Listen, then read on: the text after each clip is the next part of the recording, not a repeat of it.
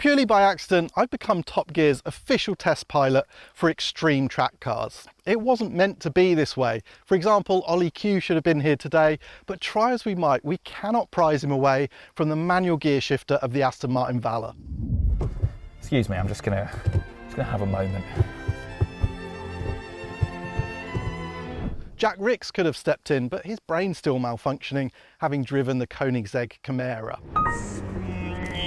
So having recently driven the McLaren Solus GT and the Ford GT Mark IV, now I'm in Italy with this car, the Maserati MCXtrema.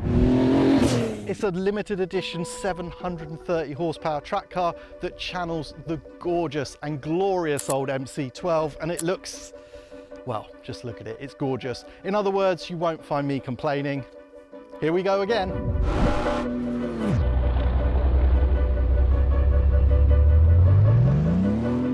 So yes, it's another race car you can't actually race, built for the super wealthy and freed from the constraints of, say, GT3 regulations.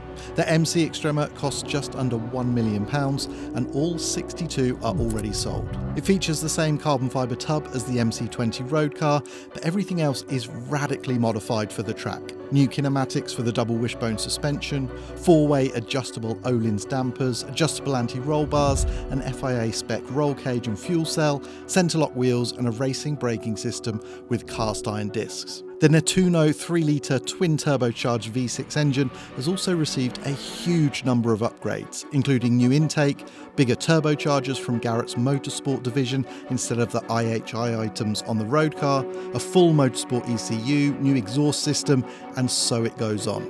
Maserati say it is the engine unleashed. It produces 720 horsepower and 538 foot-pounds of torque. The MCXtrema weighs around 1,300 kilos dry and produces over 1,000 kilos of downforce. The unique interior is pretty funky too, a proper departure from either road or race car, and it feels really special just to sit in this car. So let's see how it feels on the tight, technical Autodromo di Modena. First thing I would say, the environment, just go slow, warm the tyres. And myself up. I love the environment. Whenever someone says like a cockpit to me, it's hard not to cringe, isn't it? But I get what they've done. This doesn't have the like pure blood race car interior of the Ford GT, and I like what they've done surrounding the driver with this stuff. It's really cool and it feels different. Exciting. The steering is really lovely and light.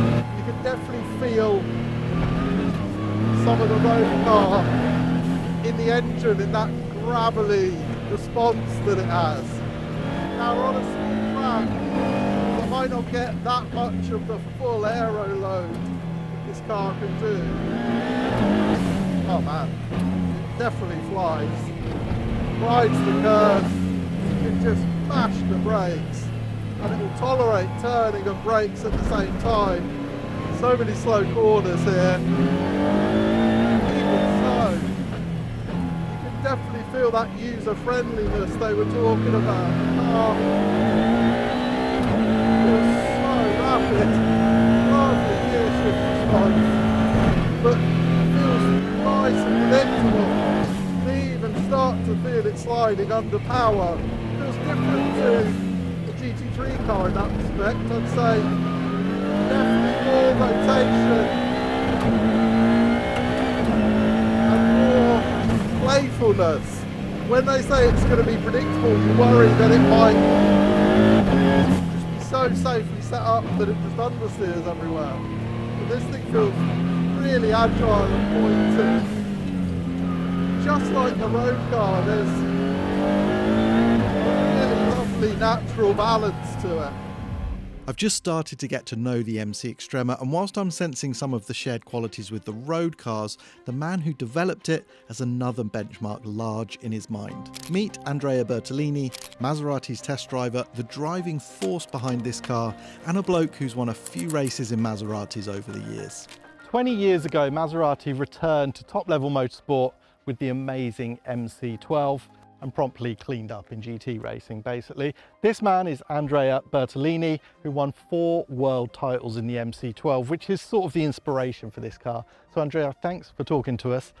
Tell us some of your memories of that MC12, what it was all about and what it was like to race in those fantastic days. This car was just an amazing car, probably the most important car of my life, because I won 4 times, like you say. The World Championship on the GT1, yeah, was a special connection with the car.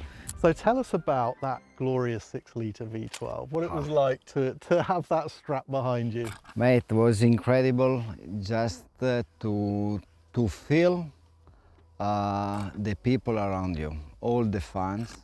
I remember one time we was in Sebring, US. On the way to the grid, you know that normally you go slowly to save fuel.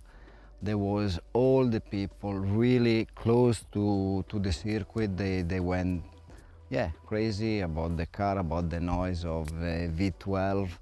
But yeah, it was a strong competition at that time with Aston and Ferrari F50. Many car V12, yeah, was music, not was something more than a music. Well, it was a great period, and now you are chief test driver at Maserati, and this is your baby. Totally different sort of car in some ways. We've got a small 3-litre V6 twin turbo engine, but how did you want to channel some of that MC12 feeling, balance and emotion into this car? Yeah, the target with the Extrema from the beginning was to respect our DNA on motorsport, like with MC12. The MC12 was really strong car on the race pace in terms of car balance, and the Extrema is the same. So the MC12 was really predictable to drive. This is why we was always in every condition quite fast.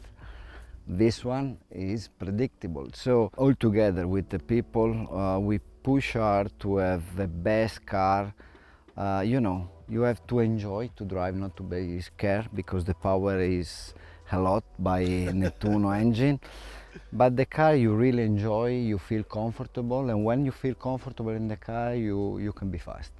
Okay, so everything has changed. Bigger turbos for the engine, the aero balance. It's the real reimagining, I guess, of the MC20. But how proud are you of this thing? Are you happy with where you've ended up? Yeah, I am really happy and proud, because at the beginning of the project, you know, all the guys involved, all our engineering, also Klaus, for the interior, he tell me what you will like when you are in the car. So for me it was important to have something completely new, never see in the race car or in the track day car. And what I can say, yes, I am really proud, because this car is something new, and the feeling when you are at the wheel, you will see. Oh yeah! It is something new, and the Extrema does pay homage to the glorious MC12. But it rather helps that it's based on something that's fundamentally pretty superb already. Before we go any further, I wanted to have a quick dip into the MC20 road car, because I feel like it's had a bit of a bad rap. And I happen to love this car, and I think it's a great base for an extreme track car. And there's 2 reasons really. One is the engine, and the other is the chassis balance. The engine is this 3-litre V6, the Nettuno engine, and it goes against fashion. It doesn't have the hot V, it's got 2 big turbos hanging off the side of it. Doesn't have the power of some of the rivals, 296, 750, but the thing is so quick, and it's got this lovely Jekyll and Hyde character about it. You can drive this car every day, but it's got such an angry little motor. Loads of character, loads of grunt, and just a sort of angry brutality that's at odds with the look of it. And then there's the balance. The balance of this car, it is a little heavy, but you can just play tunes with the chassis. It slides so nicely, gives you so much confidence. It's just a really sweet thing to drive quickly.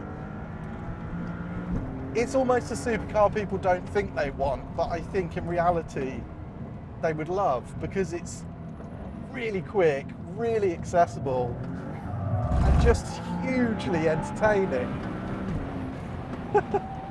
Okay, I just wanted to get that off my chest. The MC20 is underrated, a different sort of supercar, but full of character. On the road, it is superb. Anyway, back to the track, and the MC20 evolved to a whole new level. Yeah, first impressions are good. It doesn't feel as overwhelmingly quick as the Ford. It feels, it sounds strange, but more recreational somehow. But having said that, Andrea said this car can lap quicker than a GT3 car. It's a proper thing. Love the engine. Love the brake response. Can't believe how playful it is. This is where the MCXtrema differentiates itself from other track-only supercars I've tried. They are all amazingly intuitive, consistent and predictable, but the Maserati is more playful, slightly less locked down, at least on a slower track like this one. The traction control and ABS, which are a huge help, but they don't seem to restrict you, they just power you. Yes, the engine is so angry. You can feel it lighting up the tyres, you never get that in a GT3 car. They're so restricted on power.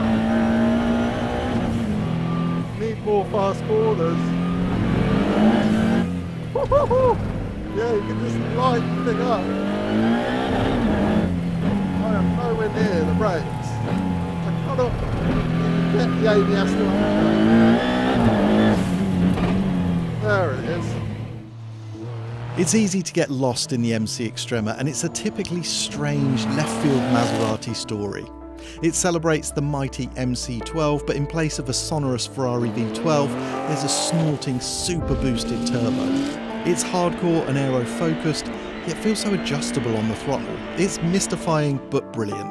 Another weird turn on the wacky story of Maserati. What will they do next? Who knows, but that's kind of the point. Today though, the MCXtrema is pretty bloody fantastic. One man's tribute to his passion for one of the great GT racing cars, facilitated by Maserati in their MC20 supercar, and I have no doubt about to be enjoyed by 62 very lucky owners.